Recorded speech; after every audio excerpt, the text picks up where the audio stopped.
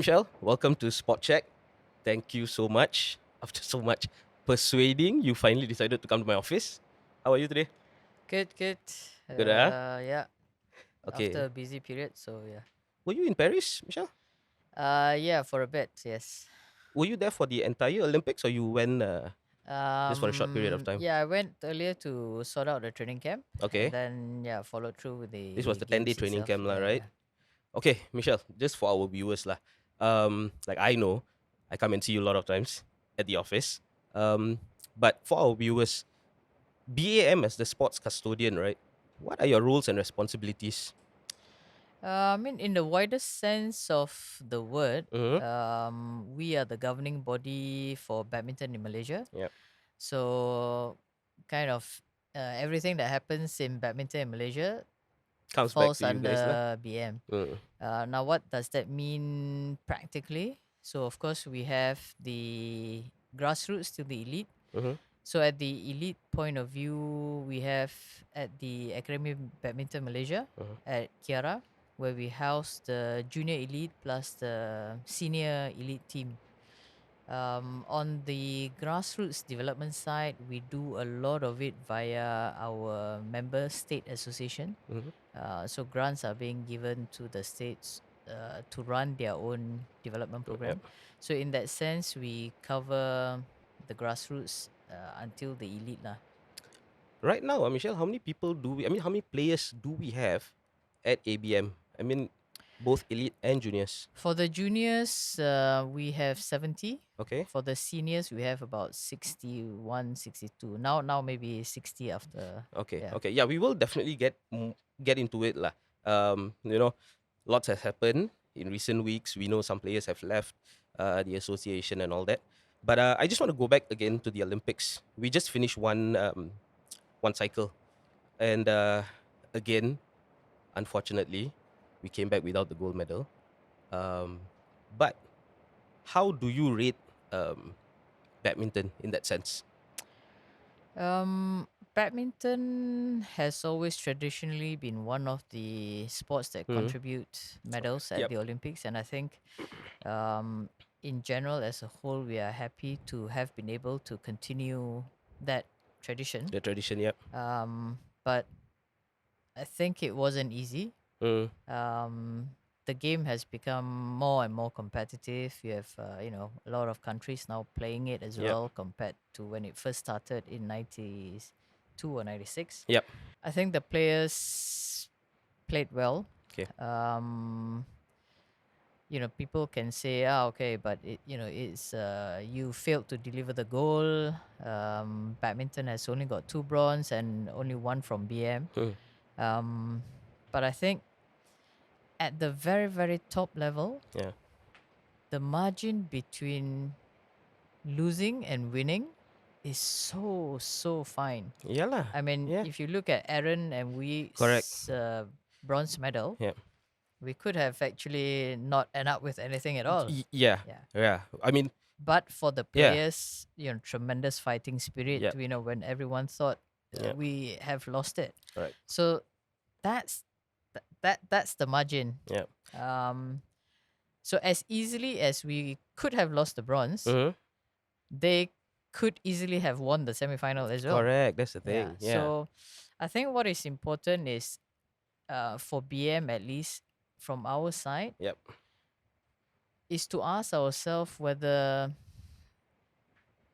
in the road to Paris, did we do everything possible to ensure that the players are able to be in peak performance condition? Mm. Okay. So peak. When you mentioned peak, right? Don't you think they had peaked at the Olympics? I think so, yes. Right? Yes. I think all the 6 players, I mean, I can kind of only speak for the Yeah. BM Correct. players. Yeah. I think all the 6 players really played, one of their best or Their best, better yeah, correct. performances in Paris. Yeah. So I think in terms of picking, yes, I think the timing was right. But like you mentioned, it's that fine margin, Yeah, right? I That think made the difference. it's a fine margin. Yeah. but that's elite sports. Yeah. That's elite sports. And it's so difficult because when it comes back to to to the general public, I mean, it's still that obsession with that gold medal. We've come close. I think we can we can target it. We can be obsessed with it. We can want it really bad. But we need to stop judging the success based on only the gold medal. Yeah. Because I think that's the danger. I think the danger sometimes in Malaysia is when we judge the success of a program Mm. only based on gold medal, then there's a danger to so-called dismantle the program. Yep.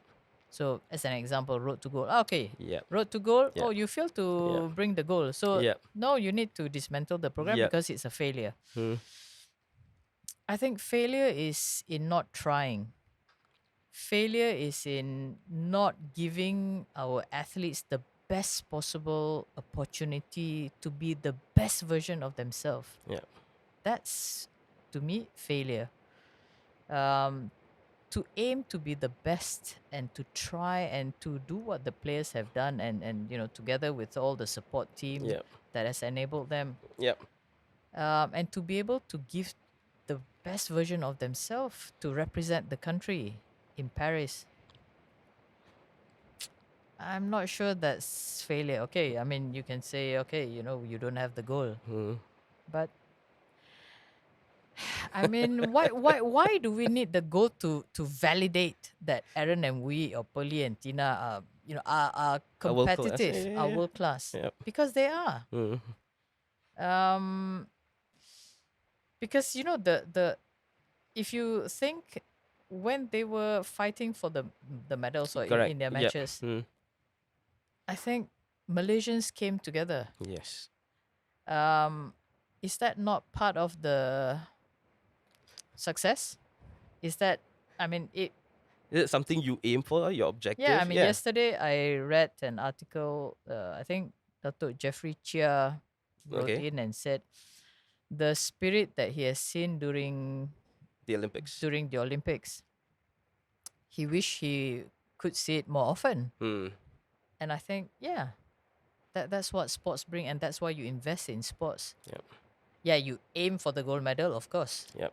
but along the way, there are so many other intangible to allow kids to be able to dream, to bring them so that they are not going into other Yep. non-desirable areas. Yep. So I think there are so many other positives that comes from it. Hmm. You see, Michelle, now you just made my job so much easier because you just went on and answered so many questions that I was going to ask you. So, good, because then now I get to just jump into the next thing, which I want to ask you is, you see, Michelle, now you've just explained so many different things. You've spoken about programs and how it gets dismantled all the time because, people will come in, they set up a program and they say, okay, this is for one Olympic cycle. We don't win the gold. It's a failure. Change, right? In that same way, BM has had numerous blueprints. The most recent one was Project 24. And I remember I was one of the person who asked Datuk Kenny the other day. I'm like, so how? Project 24, you know? Failure or success, right? And he said, it's very subjective. Kan? It's so subjective. Now, these are what we can ask. These are the questions that we journalists would ask. But we live in the social media age now, right? And you and I know how it's like out there. So, coming from BM's point of view, when you guys are exposed to this sort of public scrutiny, right? How much of it impacts or affects your decision making? I think it's kind of a double-edged sword, and Mm, it's the same message that we tell our players as well. mm, If you want to use social media, yep, you must be aware of how you're using it. yep, If you don't use it correctly, it will kill you. mm, Similar with BM. I think our view is social media is crucial nowadays. yep, You ignore it at your own peril. mm-hmm, But at the same time, I think if we become too obsessed with it, i.e., we try to make decision based on the fans, I think we would also be in the other extreme. Yep. I think it's important to keep our ears on the ground, and that's why it's important to look at what is being written on social media. But that doesn't mean to react to everything that's being said.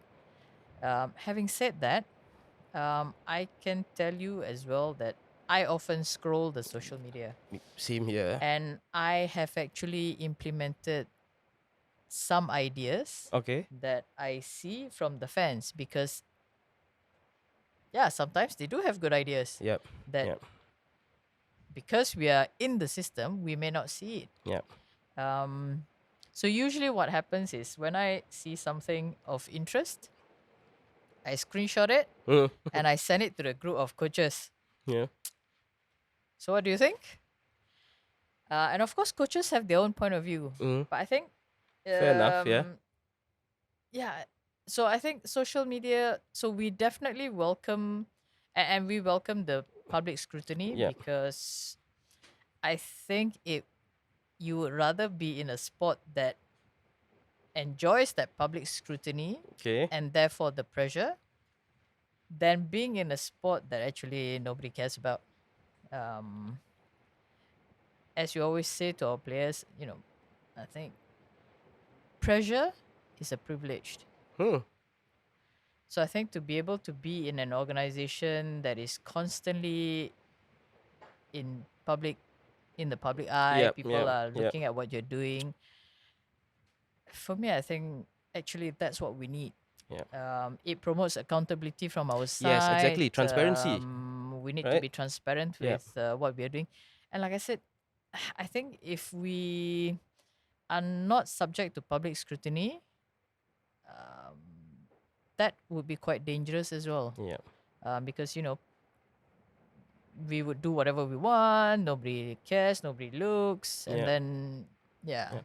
Does it affect decision making? Like I said, um, within the high performance and we have actually taken some ideas from From the. from the fans and Yep. and What are some of these ideas, Michelle? I mean, if you don't mind sharing, what are some of these ideas? um okay, so one time I saw on social media. Yeah. So this was maybe 2 years ago, I think. I mean, that was the height of all these fans coming in, I would say. Yeah, Yeah. so about 2 years ago I saw some comments about players. So BM doesn't include players in their, so BM just do what they want and make solo decisions lah. This was Okay? coming from the fans, lah. Yeah, Okay. and of course this was coming from the fans because some of their players were maybe saying certain things in interviews that they picked up, and then they Okay. made their own conclusion. Okay. Okay, Okay. so we did two things. One, we invited some fans to BM Mm. to explain to them and to show to them what our processes are. Okay. Two, we actually, we now have um, 4 times or at least 3 times a year meeting with the players Okay. to discuss with them, where we think they are, where we think they're headed or not. This is not necessarily the review, right? This is just. Yeah. Yeah. I mean, but usually it's done together with the review. Okay. It's done Okay. together with the review. And it's a cultural shift, I would say, Hmm. both from our point of view, coaches, but also the players. I've got coaches who tell me now that, oh, Michelle, it's not easy now to become a coach. Because in the past, I mean, if you're a player, you just do what the coaches say. Yeah. Now coaches have to explain their decision to the players. Mm. Have to, I remember the first meeting that I had with the players, nobody said anything. Okay. Even when we met them one-on-one, nobody said anything. Absolutely not. But I think yesterday I had Another one of meeting. these meetings. Um, and yeah, I'm actually happy to say that, yesterday I met maybe 4 or 5 players. Mm. These are elite players, lah. Um, yeah, I mean, Yeah. they're in the national team, lah. Mm-hmm. So 3 of them actually questioned me. Ah, can share Okay, with us. but What's the who? question? How? This, that. And of course, I defend. And sometimes I'm also worried that, okay, when I answer back, Mm. they might think, okay lah, you asked me to say, but you keep answering back too, Yeah, right? yeah. So I think it's also important that we reassure the players, which we always do. Okay, me answering back and trying to explain my decision doesn't mean don't ask anymore. Yeah, lah. It just means you need to keep asking. Yeah. Um, because the one thing that player need to realize is if they don't fight for their own career, nobody else would. Mm. Mm. Um, so I think this kind of communication actually started with me picking up, Ideas from the fans. of feeling what the fans said about us being too Rigid to yeah. dictatorial and too rigid, Mm. and yeah. Okay. So now, Michelle, since you said it like that, lah, let's just put it this way: everyone is entitled to their own opinion, especially on social media. But sometimes you come across something which is for a fact this is completely inaccurate, right? So how then? How do we deal with these kind of situations? Okay. Because no matter what you say, it's not going to change the narrative, Yes. tau. So, um, personally, I'm not a great believer of trying to justify because I think, there's always I think there's a famous quote that says, you actually don't need to justify anything Yeah. because the people who don't believe you, anyway, whatever you say, they will not believe Believe you. you, right? Yeah. Okay. The people who like you, no matter what you say, they will agree with you. So either way, what's the point of justifying? Mm. So I think whether we decide to say something or not say something, for me, it depends on why you want to say it. Mm. I mean, if it's something legal, if they are putting something completely, Yeah. then I mean, guess if we maybe feel that it is damaging the organization, then absolutely, yeah. then we would put out a statement, Statement, of yeah, course. yeah. But if it is, for example, we get, for Yeah. the lack of a better word, we get bantai a lot lah. Yeah. Okay. And sometimes actually some of these are inaccurate, whether they bantai us because there's some inaccurate assumptions or whatever. Mm. But you see, if we were to respond to every single one of it, okay, again, I ask why. Yeah. Oh, just because I don't like to get bantai, so because Yeah. sometimes every situation, in fact, almost all situations are quite nuanced. It's not black or white, Yep. right? And there are many parties involved in this one situation. I have the player, most of the time lah. You have players, you have coaches, who are all human beings. Yeah. Do I put out the truth out there at any cost, even if it just to prove that I'm right? So I'm right. I'm right as BM, but it may, if I put it out there, may damage certain parties. So do I do it?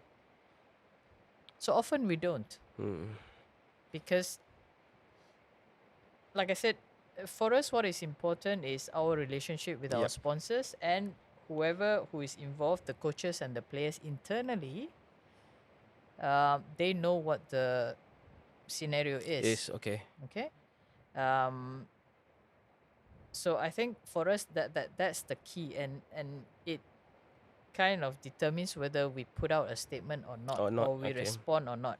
If it's just to protect ourselves, but then in the process damage other individuals, we often don't do it lah. Yeah, I think it's the same lah, Michelle. Just looking at this, it reminds me of football in the UK, for example. You know how the fans have got so much say in how the club is being run. You see things like boycotts, you see them chanting certain things during the match and stuff, and you don't see the club responding all the time, unless if it's like what you just mentioned lah, kan? If it's really necessary, then okay, we'll put out a statement, kan?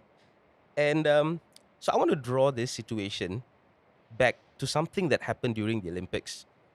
And we had Tan Sri Norza, Yes. right, who was OCM president. And then he was pictured with his family there. Now, Tan Sri was former BAM president. I mean, he just left, right, recently, stepped down. And then you see him getting all these hate messages and stuff. And I remember, even the media came up and wrote all these reports trying to justify what actually happened, explaining what actually happened. But it But doesn't matter. doesn't matter. Kan? It doesn't Yeah, change. it doesn't. You know? Yeah. So Tan Sri Noza may not be a favorite among the fans, lah. Let's just put it that way, lah. Okay? But over the last few years, I mean, he's held that position for 2 terms, right? And we've seen the contributions, whatever that he's done for Malaysian badminton, right? You've been with him. What are some of like the things that he's done that's made such a huge impact for Malaysian badminton that I don't know, perhaps maybe the next guy who's going to come in, right, has got really big shoes to fill. I think the one thing which is clear for everyone to see is now if you go to Bukit Kiara, we have an Academy Badminton Malaysia. We now house the national juniors. Yeah. So the national juniors enjoy exactly the same facilities as the seniors. They live there as well, right? Yes, Yeah. they live there up until the recent batch. We provided IGCSE education. Now the last batch, we reverted it back To Malaysian school system. Malaysian school system. So I think, you know, maybe those who are not involved in trying to make these things happen, yalah, apa susah? Itu kerja dia bah. Yes, but you know the move to be able to convince the government to build academy for us in Bukit Kiara took a lot of discussion and you know it takes a person with the right stature, with the right connections to be able to hold himself to speak to the government and to convince the government. Yeah. That's one. Yeah. And you know, when we brought out the kids from the Bukit Jalil Sports School and the Malaysian education system, Tan Sri had to meet with the Minister of Education. And okay, again, people might say, okay, it's easy. It's but his job, you know, you know how it is with bureaucracies, right? Yeah. It takes a lot of process, convincing, discussion to, you know, move from one system to another. And again, for me, I think it's his stature and his name that commanded that sort of confidence. Yeah, commanded that confidence and the respect and the trust too. Yeah. Because if I'm the government, okay, but why would I trust 50 kids to be under you and not answerable to me? Because you know, in Malaysia, it's also okay. It's not maybe in Malaysia. You know, we talk a lot about accountability, right?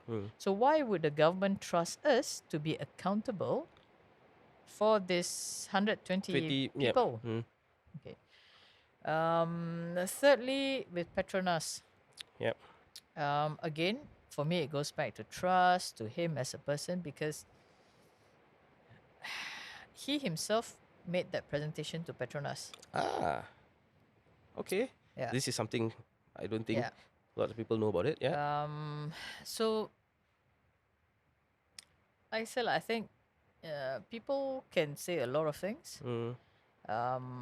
and probably the fans. And I said this to Tan Sri. The fans already made up their mind about him because of the Lijija case. Okay. Mm. And And this happened 2 years ago, yes, but it's right? difficult for me, I think, for the fans to accept it, because I think to a lot of them that marked the start, and I think he said it himself recently.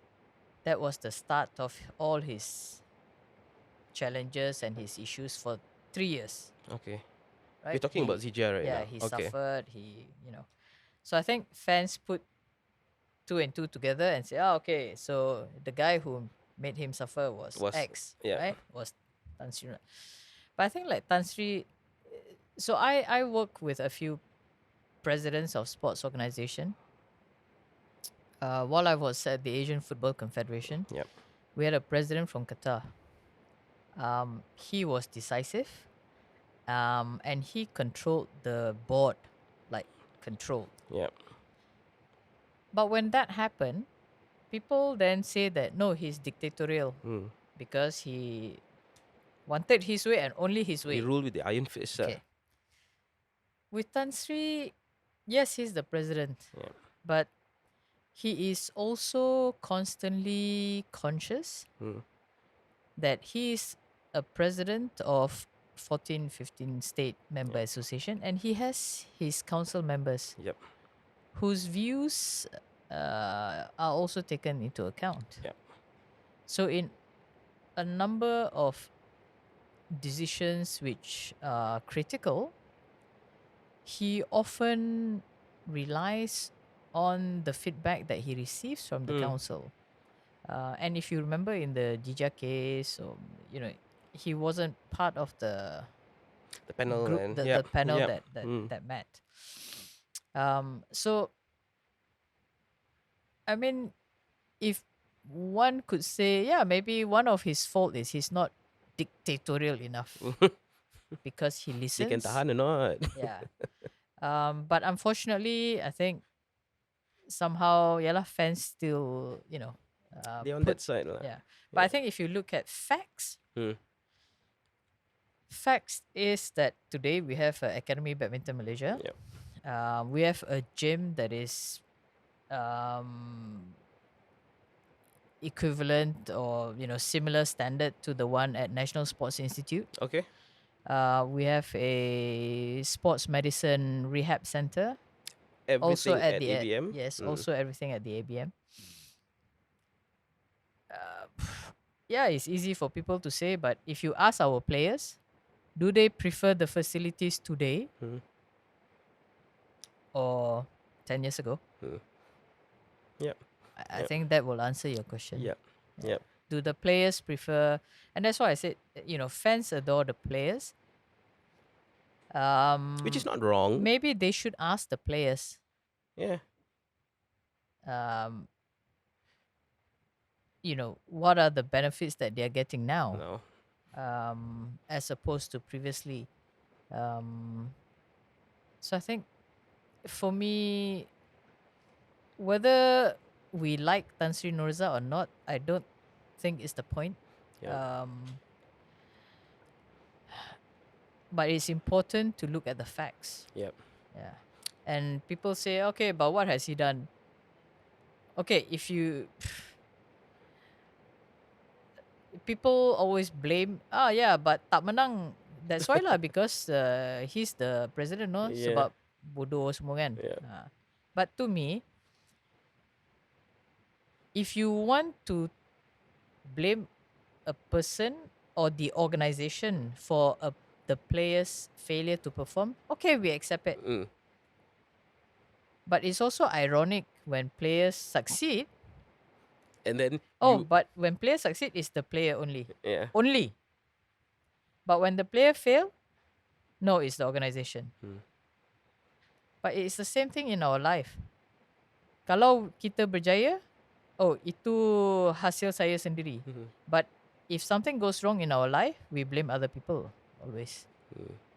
But it's time we all take accountability and responsibility and allocate it to the right portion lah. Yep. Yep. So to be successful, player got responsibility, coaches got responsibility, management got responsibility. Yeah. So I always say, if we fail to pay our players' salary, Yep. and kalau like us lah, if we don't receive our salary every month, we cannot focus on our job, Correct. right? True. Because we are worried about our family, Your commitments. okay. Yeah. Then you blame the management. Yep. Itu management tak buat kerja. Hmm. If our players suddenly become injured sebab our court mat is rosak, Slippery, rosak, sudah, and we don't bother to change it. Yep. Itu salah management. Yep. If the players don't have access to the best facilities, itu salah management. Yep.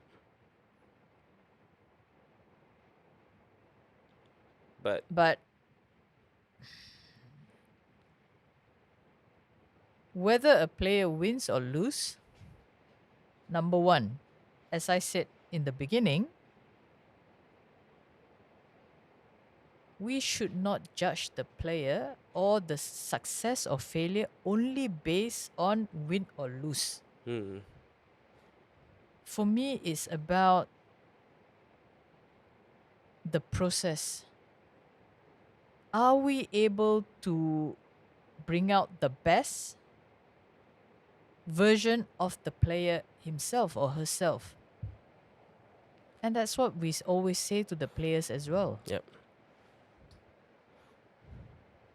When you enter the court, please don't be fixated about the result, because you can't control the result. You can only control your performance. And But a good performance would give you good results, no?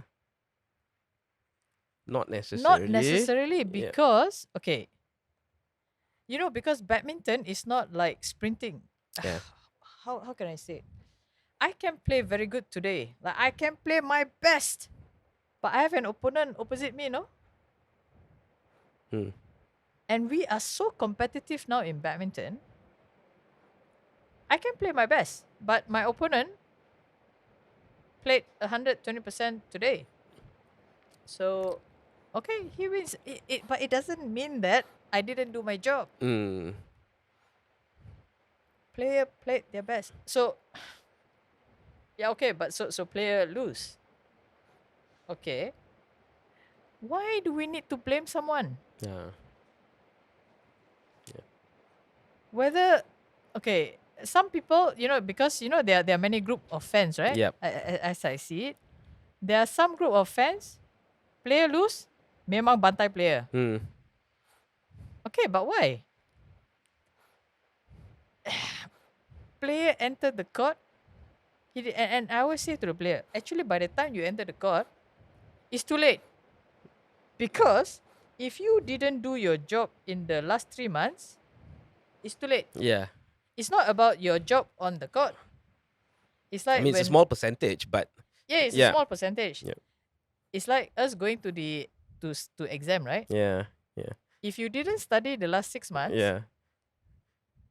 the day you enter the hall, okay lah, you whatever already lah. But if you studied and prepared well in the last 6 months, of course you feel more confident. You go into the but still doesn't mean you're going to ace it. Yeah. Okay. So there's one group of fans, player kalah, bantai player. Okay. So my question is, why you bantai the player? Okay.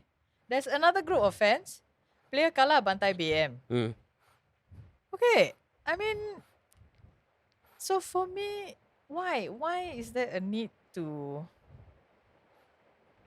blame? I think there's a need to constantly look at what we are doing. Yes, for sure. Every day we need to constantly look at what we are doing. Can we do things better? And that's why I said the important thing is not the result. The important thing is the process. we need to constantly study the process. What are Review it we when necessary. correct? Yeah. Look at the data, look at the science, look at the coaching method. So I think this we need to constantly be doing. Yeah. And to the fans, I can say semalam or 2 days ago, I read a tweet. You know, all those people who are sitting behind the armchair and bashing him, he said, if you are worried, he said something to the extent that if you worry, I lagi worried. Mm. Even I go toilet also, I think he said, I go toilet also, I like, think about, yeah, maybe we have a trust deficit with organizations. Mm. But I can say that, our coaches and many of us who work in PM, we are constantly thinking of how we can make our processes better. Better, of course, of course. And I So I think think that's that's that's crucial. yeah, yeah, If you just blame, I mean, yeah lah. That is true. That is true. So, Michelle, because of all these processes and stuff, we also know that BAM cannot just hold on to their players. I mean, you know, in recent reports, we've seen that some players who have reached a certain level, they decide to go independent, right? Now, what is BM's point of view on this? I mean, let's talk about Izudin and Gozafi now leaving, right? I think it's been not unusual. Mm, Players who have maybe reach a certain age and yep. if they express their desire to leave the national setup, um, I think BM have always allowed players to leave. And I think it's more, one is also a practical, because it's for two reasons, I Okay. believe. One is, Tan Sri, former president, always say, if there's a bottleneck at the top, then we are not able to unearth The new, the new yep. generation. Secondly, it's also, I think, financially related. So Okay. of course, if we have double, triple the resources, financial resources that we have, yeah, probably we'll house everyone together Yes, until yes, they completely retire, yep. because we are able to. Hmm.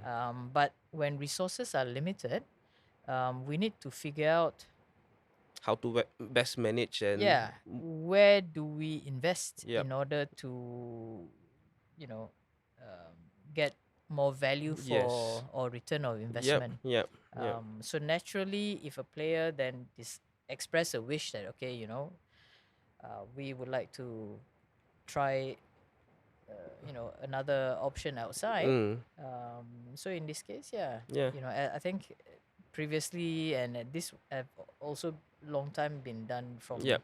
Peng Soon, Lu Ying, Correct. Wisham, Wee Kiong, Yep, and all that lah. yep, yep. Yeah. So, Michelle, I mean, there have been talks that, I mean, this is something that we've been talking about. That, at some point, BM plans to sort of release players to go professional. I mean, provided they've reached a certain age and stuff, right? So, how has that been going? I mean, what has been happening with that? I mean, I think there are always, again, like I said, Mm, because we are constantly looking at our processes, there are always discussion about, is this the best model yeah. now, or is there, given, everything else, um, are there better ways to run things? So this will now be tied in with, the exercise that we are doing with Pemandu. Yep. So all parties will be invited to give an opinion, and then we see how best we can move forward. Because, when I say all parties, Actually, this sorry, Michelle. I includes. just want to ask you about Pemandu. What is Pemandu and what do they actually do? Um, okay, it started because we are spending quite a bit, Okay. and we feel that maybe whatever that we are spending is not, we're not getting the return of investment lah. Okay. So maybe we need to have a look at how we can do things better. Okay. Of course, there are many badminton experts in BM. Yep. People who have been there, done it for a long time. People who are former players. We have former world champions and all that. But why we chose an outsider and at that an outsider with completely zero badminton experience. Number one, we are always aware that the answers will come from the badminton experts. Okay. The challenge for us is how do we get all the badminton experts in one table and get the best out of them. Okay. Okay. So to give you a scenario, so why do people go to a psychologist? Because the psychologist is someone with the skill to ask the right question to elicit the right answer. Psychologists don't give you the answer, right? Yep. People always think, oh, I go psychologist, psychology give me answer. But every time you go psychologist, psychology will tell, no, I'm not the one giving you answer. You will give yourself answer.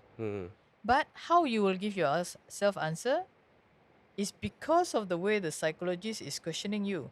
He knows to ask the right question so to make you think. That's the skill of Pemandu. Okay. So Pemandu has a methodology which they've called they call the lab. Okay. This methodology has actually been awarded by Bloomberg. I think Datuk Sri Idris Jala was, I think, given an award by Pemandu, like the top Okay. 10 or top 15 most influential. And it's because of this methodology called the lab, where Pemandu is able to get everyone in the room together and come up with that plan. Okay. Okay.